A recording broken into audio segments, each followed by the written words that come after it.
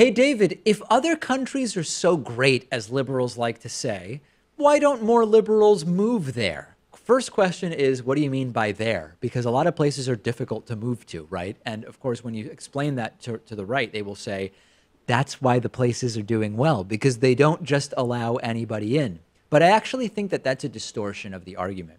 Most people on the left and right who threaten to move if this happens or that happens, or point out that this place is better in one respect or that place is better in another respect, most of them have family and have a life in the United States.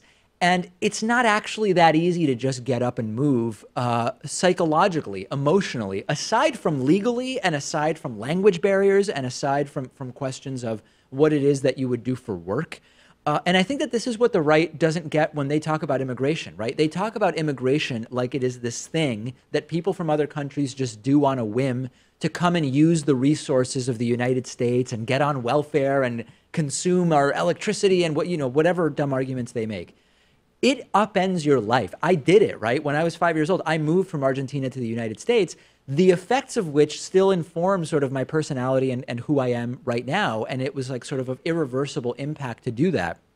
The idea that these are small decisions seems to be completely over the heads of many of the people on the right who say things like that. So there's lots of reasons why other countries can be better in certain ways, and people still wouldn't go there, right? Like work, family, immigration, whatever. And it's just kind of a dumb argument to even make. If it's so great, why don't you go there? I've never bought into the love it or leave it mentality. I think it's pretty flawed. I mean, I understand that America has a great number of problems, but I love this country so much that I want to improve them. And what do you love about it?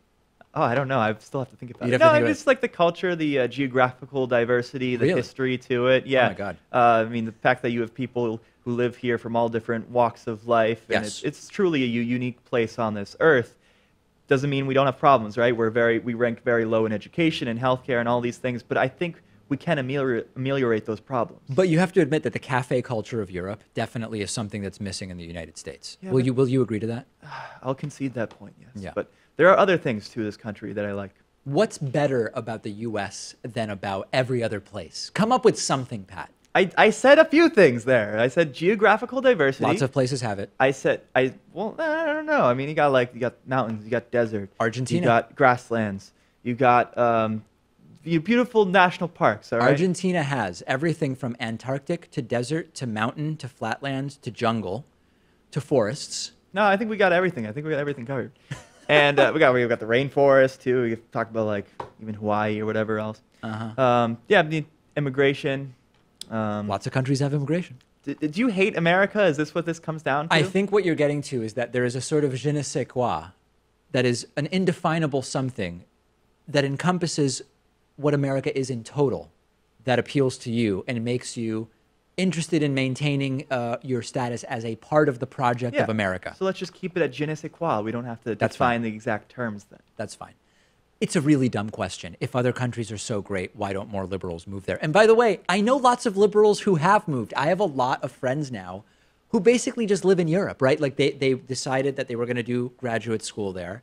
And then by doing that, they were able to get internships, which led to job offers. And even in places with relatively strict immigration, they now have permanent residency and they live there. They are what are called expats, which is a very politically loaded term. If you're white and American and you move somewhere else, you're an expat.